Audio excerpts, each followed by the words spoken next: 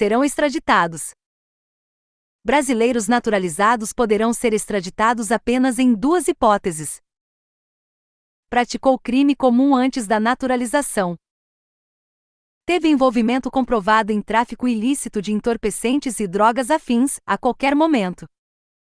Tipos de extradição: extradição ativa, governo brasileiro solicita a entrega de um indivíduo a outro país. Extradição passiva, é solicitado ao governo brasileiro a extradição de um indivíduo.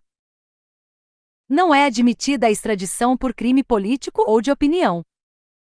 Cabe ao STF definir um crime como político. Devido processo legal, contraditório e ampla defesa. O devido processo legal significa que nenhum indivíduo será condenado, independentemente do tipo de condenação, judicial ou administrativa, sem o devido processo legal, sem ter chance de ser julgado por uma autoridade competente e poder se defender. A ampla defesa assegura ao indivíduo fazer uso durante o processo de todos os meios lícitos que puderem comprovar a sua verdade. O contraditório assegura que o acusado possa contradizer o que foi levantado contra ele. STF. A ampla defesa e o contraditório não serão aplicados durante o inquérito policial, afinal, nessa fase não há acusação, a investigação ainda está em andamento. E é por isso que não é possível sentenciar um indivíduo apenas com base nas provas colhidas durante o inquérito policial, afinal, não foi dado ao acusado a chance do contraditório e da ampla defesa durante a colheita de tais provas, injusto, não é? STF. Durante a sindicância preparatória, procedimento administrativo, que resulta em abertura do processo administrativo disciplinar, não há obrigação de haver ampla defesa e contraditório. Mas, se a sindicância não resultar em processo administrativo disciplinar e for encerrada com a aplicação de alguma pena, deve sim haver ampla defesa e contraditório. A sindicância preparatória é semelhante ao inquérito policial, é uma investigação acerca do servidor público, para que saibamos se sua conduta foi considerada ilícita em serviço. Mas, diferente do inquérito após a sindicância, o servidor já poderá ser apenado, multa ou suspensão. Ou poderá ser levado o que foi colhido através da sindicância para abrir um processo administrativo contra o servidor. Então, não vamos fazer bobagem em serviço, beleza? STF. Não há obrigatoriedade de presença de advogado durante o processo administrativo disciplinar. STF. As provas já documentadas nos autos do inquérito policial devem ser de acesso ao defensor. STF. É inconstitucional a exigência de depósito ou arrolamento de bens para a aceitação do recurso administrativo.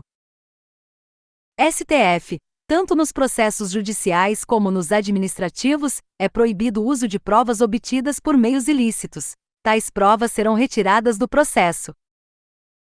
As provas derivadas das provas ilícitas deverão ser retiradas do processo também. A doutrina denomina esse fato de teoria dos frutos da árvore envenenada. De vez em quando, o examinador usa esse termo, vamos ficar atentos.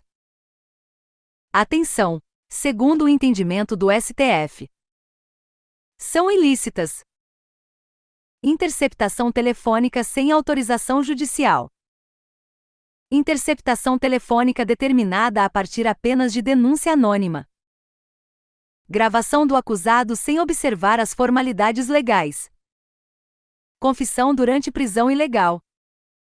São lícitas: gravação telefônica feita por um dos interlocutores, no caso de investida criminosa. Gravação de conversa telefônica feita por um dos interlocutores, sem conhecimento do outro, ausente causa legal de sigilo ou de reserva da conversação. Gravação ambiental feita por um dos interlocutores, sem que o outro tenha conhecimento. Presunção da inocência. Ninguém será considerado culpado antes do trânsito em julgado, ainda, será o acusador que deverá arcar com a produção das provas acusatórias. Se ele acusa, ele que demonstre que foi feito algo ilícito, nada mais justo, não é? STF. No caso das prisões cautelares, aquelas em que o acusado é preso temporariamente durante o processo e antes da sentença, elas não violam o princípio da presunção da inocência. STF. Apenas a partir do trânsito em julgado da condenação criminal, ou seja, quando não houver mais recursos a serem impostos, é que a pena começará a ser cumprida. Lembrando que o entendimento anterior era que a pena poderia ser cumprida logo com a sentença de segunda instância, mas tal entendimento foi superado pela Corte. Sinal de alerta. Publicidade dos atos processuais. Apesar de a regra ser a publicidade dos atos processuais, há duas exceções: quando a defesa da intimidade ou quando o interesse social exigirem. Direito à liberdade. A prisão apenas ocorrerá sem a necessidade de ordem judicial, flagrante delito ou nos crimes militares tratados em legislação própria. Por ordem escrita e fundamentada de autoridade judicial competente nos demais casos. Direitos assegurados ao preso. STF. Caso não seja comunicado ao preso o seu direito de permanecer em silêncio, o depoimento dado será considerado nulo. O silêncio em nada prejudicará o réu. STF. Tendo em vista o direito à defesa, poderá o réu negar, ainda que falsamente, a prática da conduta criminosa. Mas tal direito não possibilita que o réu possa mentir sobre os outros fatos e atrapalhar a ação da justiça. STF. Apenas em casos especiais o acusado será algemado, por exemplo, quando demonstrar risco de fuga ou perigo a si mesmo. STF. As audiências de custódia, quando o preso é levado à autoridade judicial após sua prisão, devem ser realizadas no prazo máximo de 24 horas da prisão. Prisão civil por dívida. STF. É ilícita a prisão civil do depositário infiel, em qualquer modalidade de depósito. STF. É lícita a prisão civil do devedor de alimentos. No caso do devedor de alimentos, a prisão ocorrerá apenas quando houver o inadimplemento for voluntário e inexcusável da obrigação de alimentos. Esse é o único caso de prisão civil adotado no Brasil. Sinal de alerta. Algumas provas ainda cobram a literalidade do inciso lovi. Não haverá prisão civil por dívida, salvo a do responsável pelo inadimplemento voluntário e inexcusável de obrigação alimentícia e a do depositário infiel. Importante! Saibamos que o Brasil assinou o Pacto de São José da Costa Rica. Este possui efeito supralegal. Essa norma está abaixo da Confira 88, mas acima das normas infraconstitucionais, portanto deve ser respeitada pelas demais normas do ordenamento. O que significa que apenas a prisão civil por alimentos poderá ocorrer, apesar da norma constitucional do inciso lovi ainda existir e não ter sido modificada. Não poderá haver a produção de normas que regeriam a prisão civil do depositário infiel. Então, devemos levar para a prova que a literalidade do inciso lovi subsiste, mas apenas é válida para a prisão por dívida alimentícia voluntária e inexcusável. A prisão do depositário infiel não é mais aceita no ordenamento brasileiro. Atenção! Os remédios constitucionais serão estudados futuramente com mais detalhes, ok? Documentos gratuitos para a defesa do cidadão. Apenas aos reconhecidamente pobres serão gratuitos registro civil de nascimento e certidão de óbito. Porém, o STF pacificou o entendimento que a todos os cidadãos serão disponibilizados, gratuitamente, tais documentos, assim como a primeira certidão. Dentre os remédios constitucionais, o habeas corpus e o habeas data são gratuitos a todos os cidadãos. Ações necessárias ao exercício da cidadania. Aos que comprovarem insuficiência de recursos, assistência jurídica gratuita. STF. Os estrangeiros hipossuficientes estão imunes ao pagamento de taxas para o registro de regularização migratória. Tratados internacionais. Os tratados internacionais sobre direitos humanos, quando aprovados por 3/5 dos membros de cada casa do Congresso Nacional, em 2 turnos de votação, serão internalizados pelo ordenamento com equivalência de emendas constitucionais. Mas há um ponto de extrema atenção: alto-falante. Caso o tratado discuta sobre direitos humanos, mas não passe pelo rito das emendas constitucionais, eles terão status supralegal, ou seja, abaixo da Constituição e acima das demais leis. Porém, se não tratar de direitos humanos, o status será de lei ordinária. Remédios constitucionais. Habeas corpus. Chivi, conceder-se-á habeas corpus sempre que alguém sofrer ou se achar ameaçado de sofrer violência ou coação em sua liberdade de locomoção, por ilegalidade ou abuso de poder. Finalidade: proteger a liberdade de locomoção. Formas: repressivo, a violência ou coação está ocorrendo, ou preventivo, a violência ou coação não ocorrem ainda, há uma ameaça. Tem natureza penal. Legitimidade ativa: quem impetra, entra com a ação, qualquer pessoa física ou jurídica, Ministério Público, Defensoria Pública, legitimidade universal. Legitimidade passiva: é impetrado contra a autoridade pública ou privada que determinou a violência ou a coação. Sujeito paciente: aquele que sofre violência ou coação contra a sua liberdade de locomoção, apenas pessoa física. Não pode o habeas corpus ser impetrado em favor de pessoa jurídica, mas poderá a pessoa jurídica impetrar habeas corpus em favor de pessoa física. Juiz pode concedê-lo de ofício, ou seja, o magistrado não está subordinado à causa de pedir e aos pedidos formulados. Inadmissível impetração sucessiva: é preciso julgar o primeiro para dar entrada no segundo, salvo ilegalidade flagrante. Não é necessário advogado, único remédio que dispensa, e é gratuito. Incabível contra. Decisões do STF. Suspensão direitos políticos. Pena em processo administrativo disciplinar. Quebra de sigilo que não resulte em prisão. Pena de multa, se já extinta a pena de liberdade.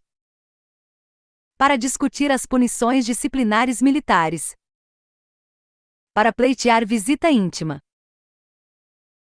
STF, em caso de quebra de sigilo bancário que possa causar a prisão da pessoa, cabe habeas corpus. Mas se a quebra de sigilo ocorrer em processo administrativo, não caberá habeas corpus, afinal, não poderá uma sentença administrativa levar à prisão. STF, pode haver habeas corpus em relação às medidas cautelares que, se forem violadas, podem resultar em prisão. STF, admite-se o habeas corpus coletivo. STJ, pode haver habeas corpus quanto às medidas protetivas às mulheres relacionadas na Lei Maria da Penha. Habeas data. Para assegurar o conhecimento de informações relativas à pessoa do impetrante, constantes de registros ou bancos de dados de entidades governamentais ou de caráter público. Para retificação de dados quando não se prefira fazê-lo por processo sigiloso, judicial ou administrativo. Finalidade: conhecimento de informações ou retificação de dados relativas à pessoa do impetrante, constante de banco de dados público ou de caráter público, instituições privadas que sejam detentoras de bancos de dados públicos. Tem natureza civil. Legitimidade ativa: quem impetra, entra com a ação, qualquer pessoa física ou jurídica, nacional ou estrangeira. Legitimidade passiva: impetrado contra a autoridade pública ou privada que detém banco de dados de caráter público. É gratuito. Não serve para pleitear acesso a autos de processo administrativo. Não poderá ser ajuizado para o conhecimento de informações que não sejam relativas ao impetrante. Deve haver a negativa da instituição em fornecer as informações ao impetrante. STF, cônjuge sobrevivente poderá impetrar habeas data em prol do cônjuge falecido. STF, o contribuinte poderá impetrar habeas data para obter informações acerca do pagamento de tributos. Sinal de alerta bomba. Mandado de segurança. Leaks, conceder-se-á mandado de segurança para proteger direito líquido e certo, não amparado por habeas corpus ou habeas data, quando o responsável pela ilegalidade ou abuso de poder for autoridade pública ou agente de pessoa jurídica no exercício de atribuições do poder público. Finalidade: proteger direito líquido e certo não amparado por habeas corpus ou habeas data. Tem natureza civil. Prova pré-constituída. Direito líquido e certo é o que resulta de fato certo, ou seja, é aquele capaz de ser comprovado de plano, por documentação inequívoca e sem necessidade de nenhum tipo de instrução probatória, prova pré-constituída. Legitimidade ativa: quem pode impetrar?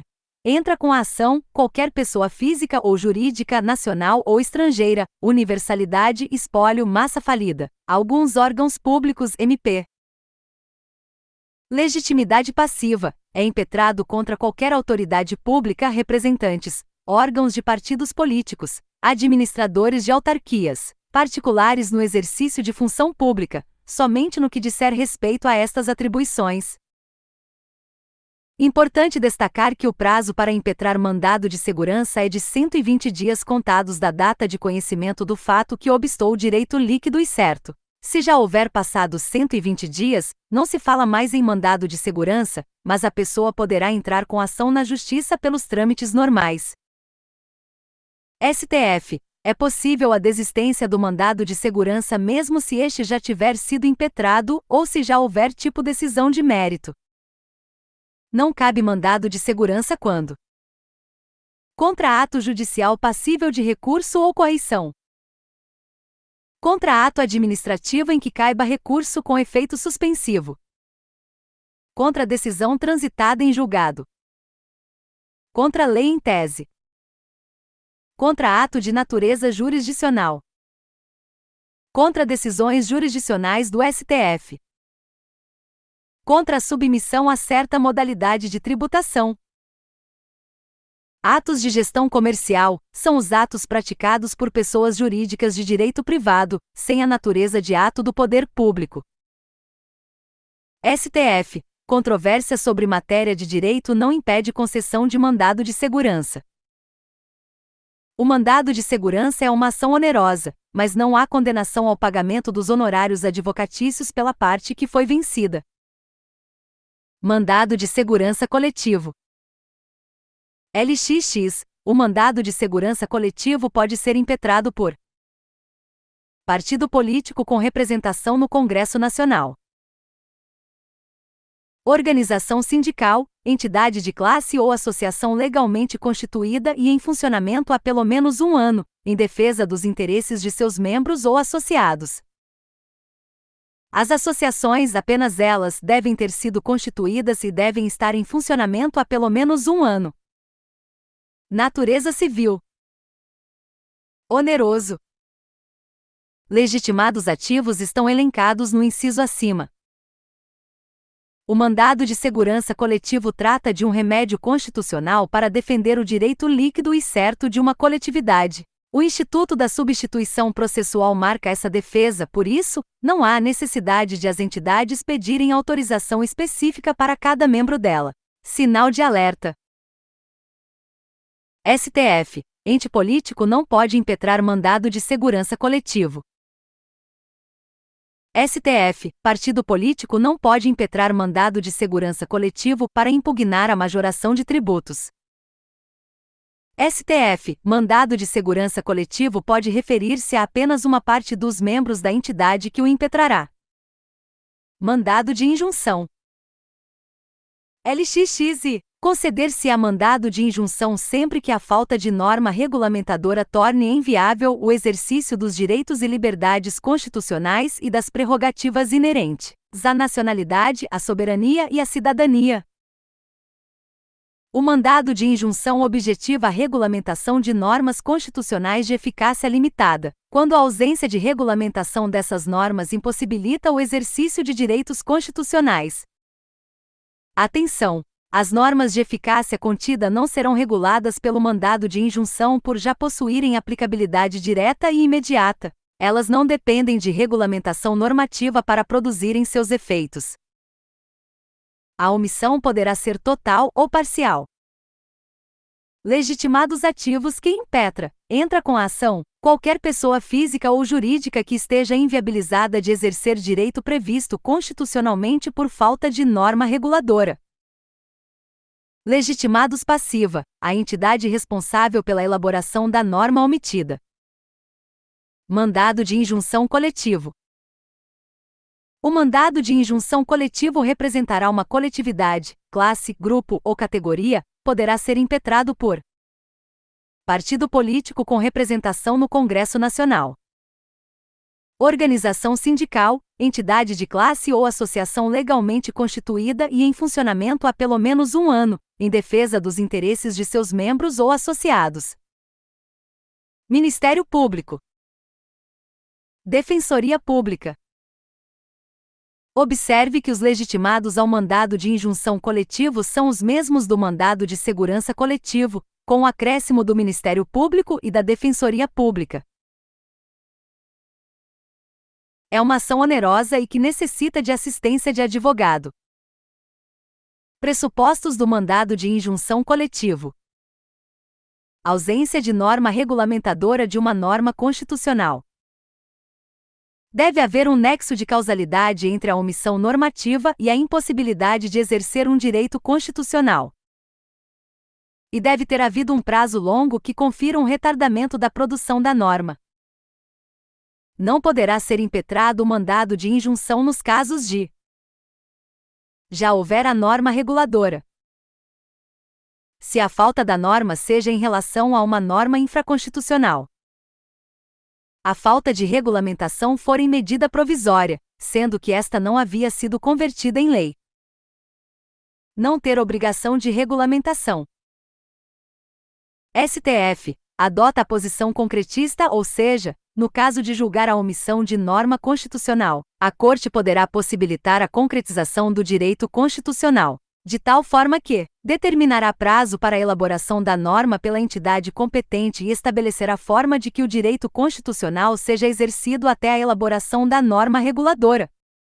A decisão proferida pelo STF poderá ter efeito apenas entre as partes, interpartes que impetraram com a ação, ou para todos os titulares do direito constitucional omitido, erga omnes. A competência para julgar o mandado de injunção dependerá da entidade que provocou a omissão legislativa. Por exemplo, se for a Câmara dos Deputados que ocasionou a omissão legislativa, o STF será competente para tal julgamento.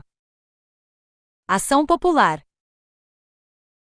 Luxi. Qualquer cidadão é parte legítima para propor ação popular que vise anular ato lesivo ao patrimônio público ou de entidade de que o Estado participe, à moralidade administrativa, ao meio ambiente e ao patrimônio histórico e cultural, ficando o autor, salvo comprovada má-fé, isento de custas judiciais e do ônus da sucumbência. Finalidades da ação popular: anular ato lesivo que ofenda ao patrimônio público, administração direta ou indireta, à moralidade administrativa, ao meio ambiente e ao patrimônio histórico e cultural. Legitimados ativos. Quem impetra, entra com a ação. Todos os cidadãos brasileiros possuem legitimidade para ingressar com uma ação desse tipo. Legitimados passiva, administração pública, beneficiários do ato lesivo, e pessoas jurídicas cujo nome o ato lesivo foi praticado.